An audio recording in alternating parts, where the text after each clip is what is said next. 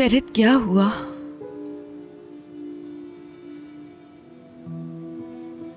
कुछ भी नहीं, सब कुछ ठीक हो गया है। क्या मतलब? ऐसे कैसे? दादा ने तुम्हारी आंटी से बात कर ली है। मुझे नहीं मालूम, मगर जितना मुझे समझ आ रहा है, अब से कोई ओकेश वाला मसला हमारी जिंदगी में नहीं रहा। कुछ समझ नहीं आ रहा। फेरित, बताओ ना, हुआ क्या है?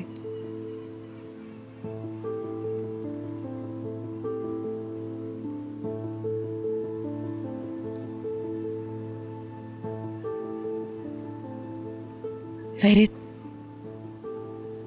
प्लीज गुस्सा मत होना, मगर अकन के साथ तो बुरा नहीं किया, हाँ? तुमने कहा था कि उसका कोई कसूर नहीं, तो हमने उसके साथ कुछ नहीं किया।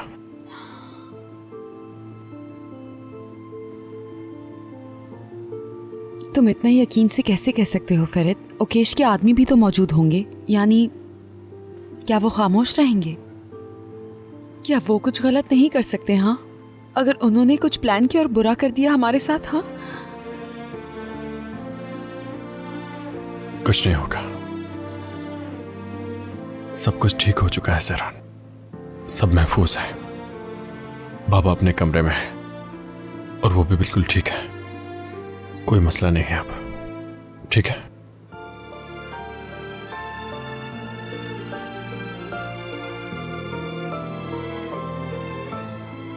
ठीक है, फिर मैं और आंटी घर चले जाते हैं। जब सब ठीक हो गया है तो हमें जाना चाहिए। सेहरान,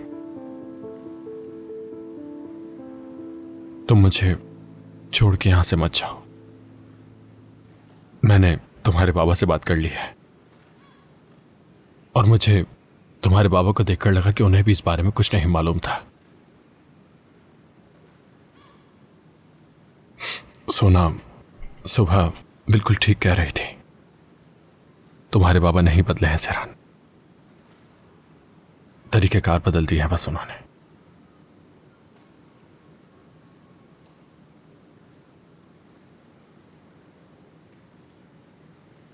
हम दोनों ने ही गलतियां की हैं सेहरान, दूर जाने की भी कोशिश की दोबारा, लेकिन नहीं जा सके।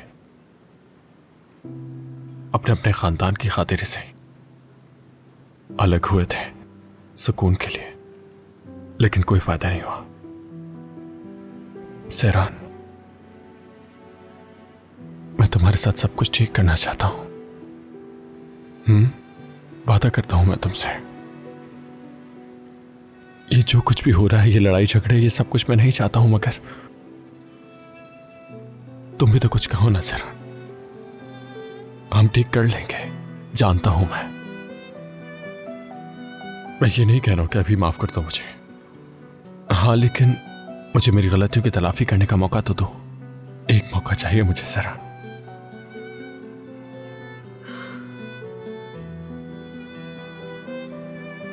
फेरित, तुमने मुझे धोखा दिया है,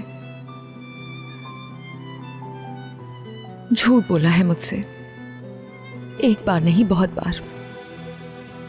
उस सब की तलाफी कैसे करोगे? तुम तो मुझे इस मामले की एक ढंग की वजाहत नहीं दे सकते फेरित।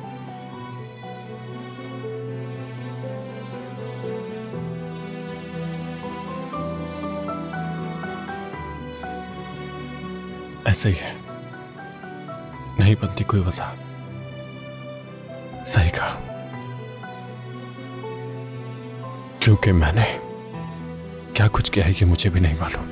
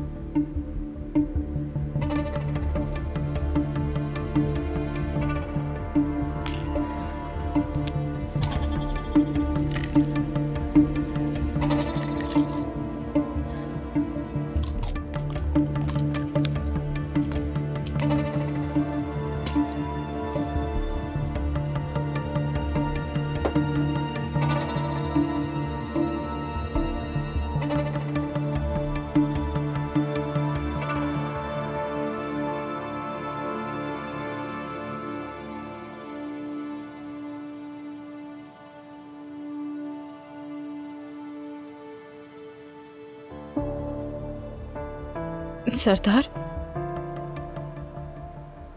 मुझे माफ कर दो, दोबारा मुझे बंद मत करना। माफी तो मुझे मांगनी चाहिए। मैं अपना होश खो बैठा था, मुझे हसद हो गई थी। पेलिन, मैं ये भी बर्दाश्त नहीं कर सकता कि तुम अपने ख्यालों में भी किसी और के साथ हो। जब तुम मेरे साथ होती हो तो मुझे लगता है तुम उसके बारे में सोचती हो, तो मैं खुद पर काबू नहीं रख पाता। नहीं, ऐसा कुछ भी नहीं है, ठीक है?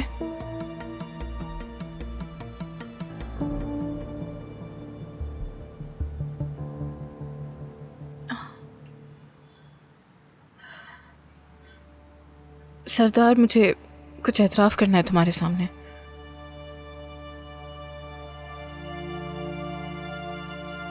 अरे दूर हटो, मैं नहीं चाहता हूं तुम्हें। सहरान कहाँ है?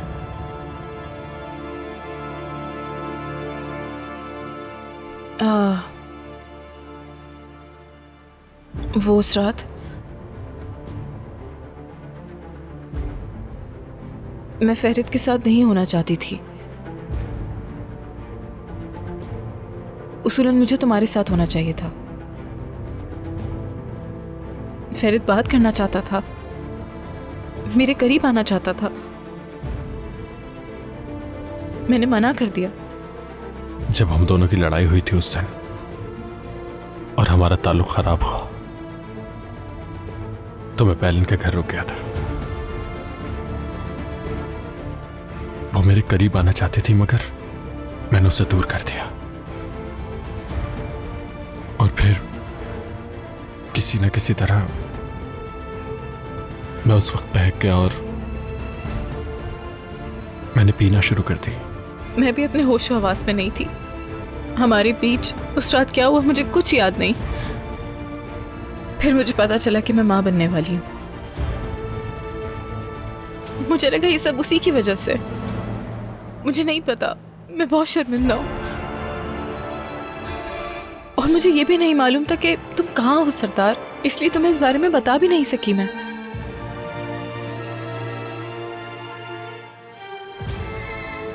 जब मैं अगले दिन सुबह उठा तो मुझे कुछ भी याद नहीं था सहरान,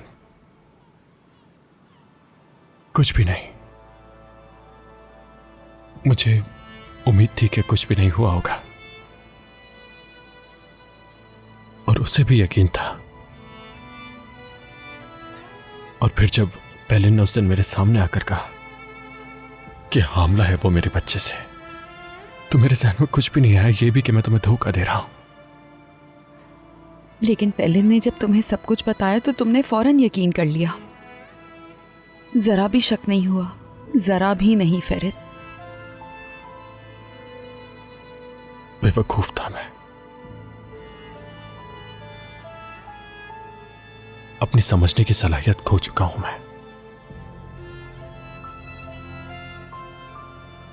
क्योंकि मेरे लिए वो मेरी बचपन की दोस्त पेलिन थी जिससे मैं बहुत प्यार करता था और हमारे दरमियान ऐसा कुछ भी नहीं हुआ होगा। पता नहीं मैंने उसके इस झूठ पर कैसे यकीन कर लिया, मुझे समझ नहीं आ रहा। मैं समझ ही नहीं पाया कि मुझे क्या करना चाहिए। कुछ कहने को नहीं है मेरे पास और उस वक्त मैं और कर भी क्या सकता था। तुम्हारे पास आता, क्या कहता तुमसे? सहरान, मैंने तुम्हें धोखा दिया है और पेलिन मेरे बच्चे की मां बनने वाली है, ये कहता मैं तुमसे। फहरिद, फहरिद, अगर तुम मुझे ये बातें शुरू में ही बता देते, काश के शुरू से ही वफादार रहते तुम मुझसे फहरिद।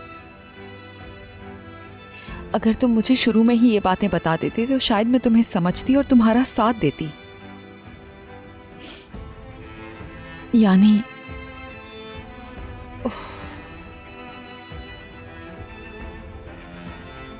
कोई हल निकालते इसका,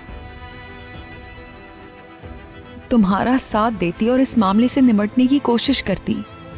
कोई रास्ता तो निकाल ही लेते। गलती हो गई थी, बड़ी गलती। क्या कह सकता हूं मैं, ये सब मेरी ही लापरवाही थी, और इसके अलावा कसूरवार हूं हर चीज का मैं।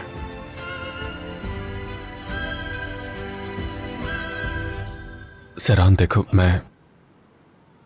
देखो मेरी तरफ। तुम्हारी मोहब्बत के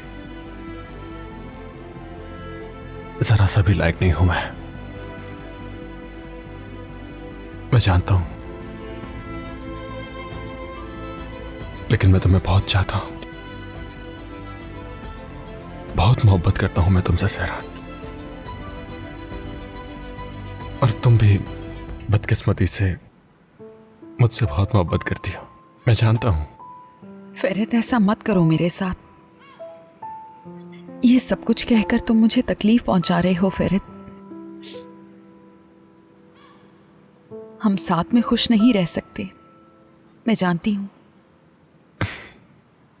लेकिन अलग रहकर हम और भी नाखुश रहते हैं, तो इसलिए अगर हिसाब किताब लगाकर देखें खुशी और गम का, तो साथ रहने में ज्यादा भलाई है।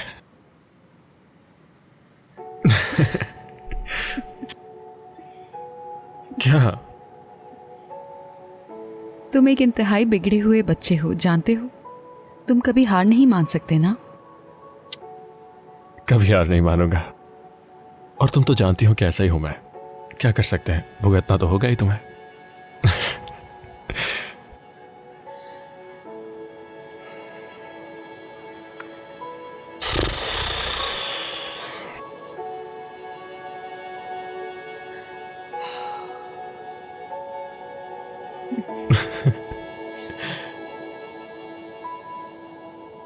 और भी बहुत सारे मसाइल हल करने हैं। क्या सच में? हाँ तो करते हैं सहरान, जरूर करेंगे।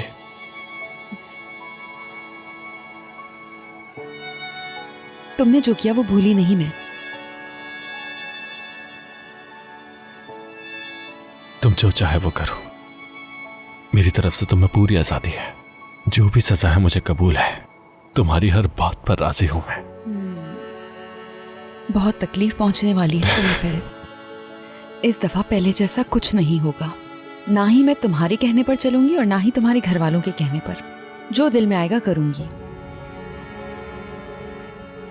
बस तुम एक बार मेरा हाथ तो थाम लो। इस घर में वापस आ जाओ पहले की तरह। इस कमरे में मेरे साथ रहना शुरू कर दो, फिर तुम जो चाहे वो कर लेना। हर चीज पर राजी हूं मैं।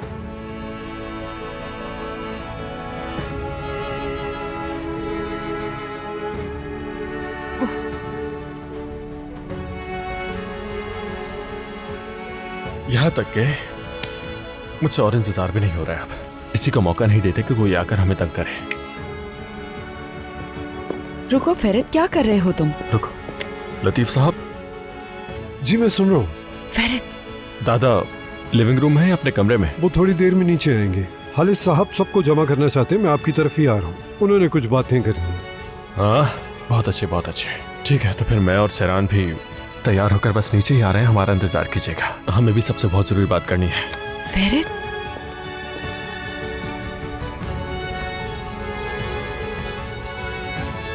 चलो मेरी आंतक पिस्ता, चलो आ जाओ मेरी बेगम।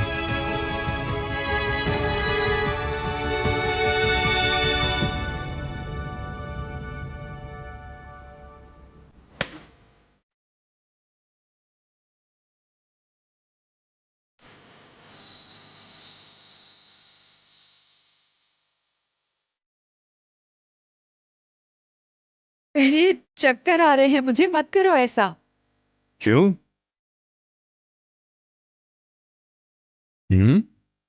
दादा ने अगर इजाजत नहीं दी तो क्या होगा? मेरे ख्याल से अब सबको हमारे मुताबिक जिंदगी गुजारनी होगी इस घर में।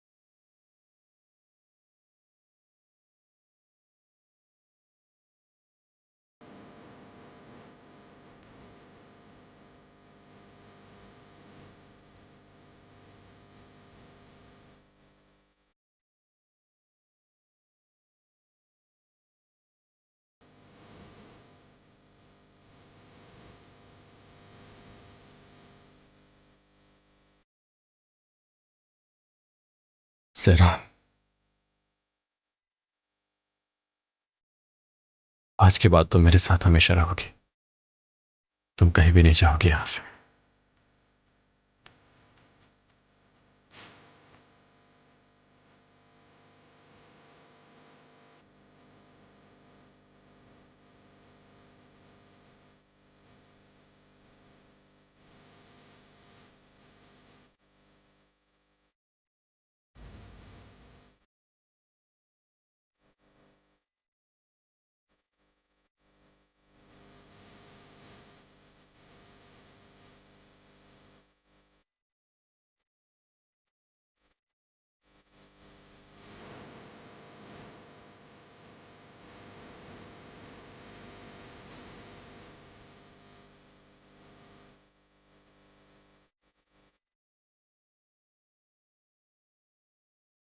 फेरित, हमें नीचे जाना है, चलो। क्या हो गया है सेहरान? थोड़ी देर रुक जाओ ना। फेरित छोड़ो मुझे, चलो। अरे मैं नहीं चाहता कि हम दोनों अपने कमरे से बाहर जाएं। फेरित, सेहरान क्या है? पागल हो तुम, छोड़ो मुझे। सेहरान, ये तुम क्या कर रही हो? हाँ, क्या हम दोनों अलग अलग सबके सामने जाएंगे नीचे? ओह फेरित देखो, हम एक साथ नीचे जा रहे हैं, इसका ये मतलब नहीं कि सारे मसले हल हो चुके हैं, समझ गए? जो मसले रह गए हैं वो हम ऊपर कमरे में सॉल्व करेंगे। माफ नहीं किया है मैंने तुम्हें। हाँ, तो माफी कैसे मिलेगी मुझे? हाँ सेहरान, मैं तुम्हें बताऊं कि माफी कैसे मिलेगी? हाँ लतीफ साहब माफी चाहते हैं, ये रास्ते में आ गया। और मैं आप ही की तरफ आ रहा था फेरित साहब। खालिद साहब काफी देर से आपका इंतजार कर रहे हैं। ठीक है, हम अभी आ जाते हैं। इंतजार क्यों करवाना है उन्हें? सेहरान ने मेरे बाबा की जान बचाई है तो मैं शुक्रिया अदा कर रहा था इसका। ये पता नहीं कहां से बीच में आ गया और टकरा गया मुझसे। दादा भी इसे शुक्रिया कहने के लिए बुला रहे होंगे, और क्या कहेंगे मुझसे? ऐसे मत देखे मुझे लतीफ साहब, मत देखे। अब हम दोनों साथ हैं।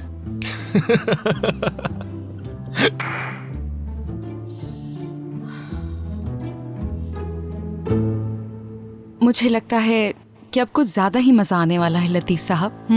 क्या कहते हैं? फेरित तुम भी ना। सेहरान साहब के दिल की धड़कनें बंद होने वाली हैं तुम्हें देखकर। ये तो बस शुरुआत है, अभी तो पता नहीं क्या कुछ देखने को मिलेगा। क्या मतलब है इसका? कोई मतलब नहीं है इसका फेरित। चलो मेरी जान, चलो ना जान, सब इंतजार कर रहे हैं, चलो नीचे चलते हैं। मेरी पीठ पर आ जाओ, आ जाओ।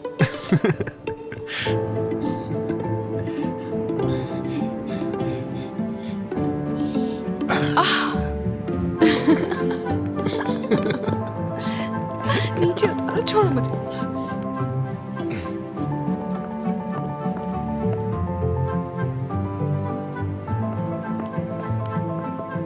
हेलो, सबको शाम बखैर। शाम बखैर। दरअसल हमें आने में थोड़ी देर हो गई। सेहरान से कुछ जरूरी बात कर रहा था मैं। उम्मीद है कोई मसला नहीं होगा।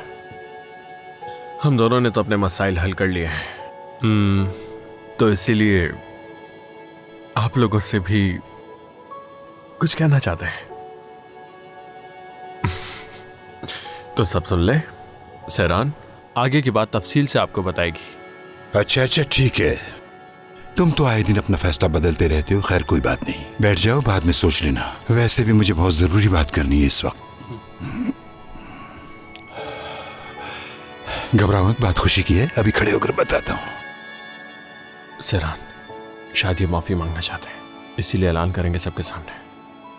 जी कहिए दादा।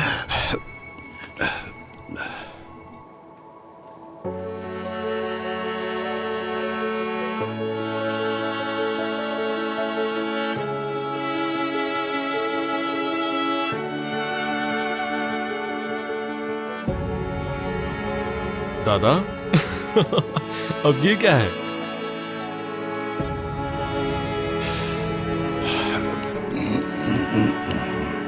मैं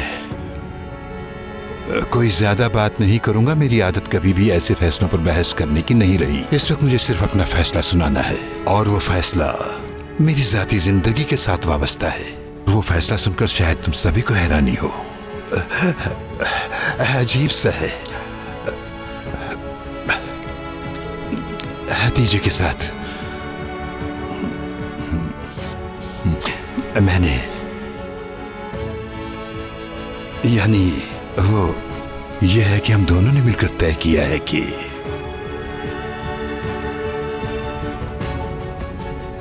क्यों ना हम दोनों रिश्ता इज़्दिवाज में मुंसलिक हो जाए। क्या?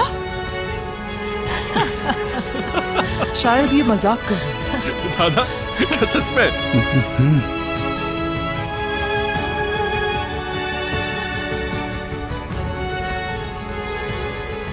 आंटी एक मिनट। खालिद साहब, मैं कुछ समझी नहीं। न समझने वाली कौन सी बात है? साफ साफ तो कहा है मैंने, मैं और हतीजे बहुत जल्द शादी कर रहे हैं। और हाँ, आज के बाद जब मैं घर में मौजूद न रहूं तब हतीजे मेरी नुमाइंदगी करेंगी। इन्हें घर की मालिकन माना जाएगा। दादा शेर हैं आप मेरे, सच में आपने तो हैरान कर दिया है मुझे। अपने फैसले से मुबारक हो। मेरे दादा की शादी होगी, कितना मजा आएगा। कितने सालों तक अपना दिल तोड़कर रखा, अब तो जोड़ ही लिया। पागल हो गए हो क्या? अच्छा ठीक है फरीद, बहुत हो गया। हमने हंस भी लिया, मजाक भी कर लिया, लेकिन मेरे ख्याल से खालिद साहब की तबीयत ठीक नहीं है। हमें डॉक्टर को फोन करना चाहिए। इनका बीपी शायद ठीक नहीं होगा। मैं चेक करती हूँ। छोड़ो मुझे। आखिर तुम कहना क्या चाहती हो? इशारा कहाँ है तुम्हारा आखिर? आप अपने होश में नहीं है शायद। ये अल्फाज आपके नहीं हो सकते। आपको नहीं मालूम आप क्या कर रहे हैं। हाँ, बिल्कुल सही कहा। तुम अभी भी शायद बाबा को नहीं समझ सकी। इनके लिए बस इनकी खुशी जरूरी है। बाबा के लिए खानदान नहीं बल्कि उनकी खुशी आम है। इन्होंने हमेशा अपने बारे में सोचा। अगर वो शादी करना चाहते हैं तो वो शादी करके ही छोड़ेंगे। शादी, और वो भी इस उम्र में।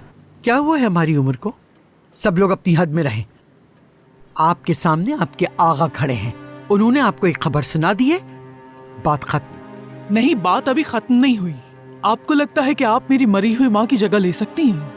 और आपने क्या सोचा कि हम सब खामोशी से बैठ कर ये देखते रहेंगे? तुम मुझे अपनी मरी हुई माँ के बारे में बात करने पे मजबूर मत करो। तमीज से अपनी जुबान बंद रखो और बैठ जाओ, वरना मैं जानती हूँ तुम्हें कैसे खामोश करना। अच्छा ठीक है, मैं हाथ जोड़ता हूँ, आप सबके सामने खामोश हो जाए ना। ठीक है, अब एक नए रिश्ते की शुरुआत हो चुकी है, तो यूं हंगामा करने की आखिर क्या जरूरत है? निकाह ही तो है, पुरसुकून हो जाए। आंटी, नुकता आंटी, बस हाँ समझे जरा। इस उम्र में थोड़ा खुश रहना चाहते हैं तो क्या ही हर्ज है इसमें। फरीद जी, खुदा के लिए होश के नाखून लो। क्या ये सब कुछ जो हो रहा है वो कहीं से भी नॉर्मल लग रहा है तुम्हें? आंटी, अदब के दायरे में रहो तुम सब लोग। शर्म आनी चाहिए तुम सबको। मेरे फैसले पर एतराज करने वाले होते कौन हो तुम लोग?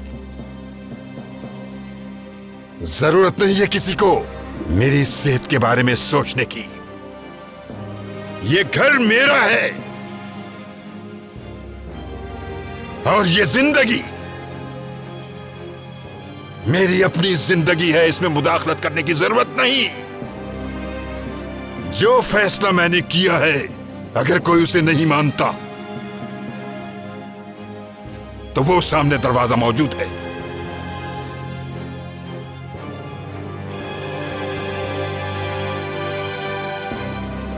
जो भी यहां से जाना चाहे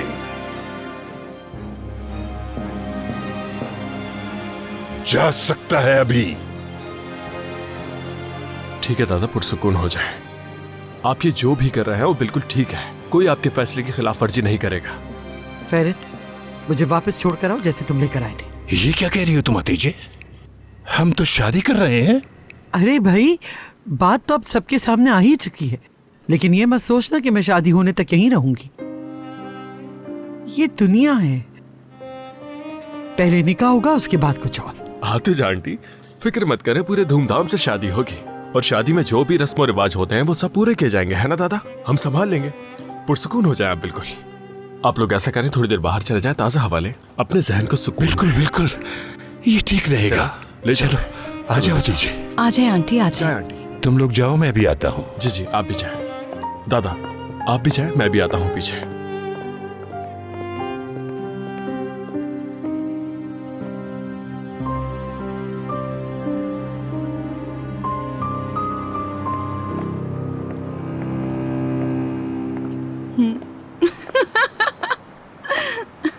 बड़ी हंसी आ रही, बंद करो अपनी ये हंसी।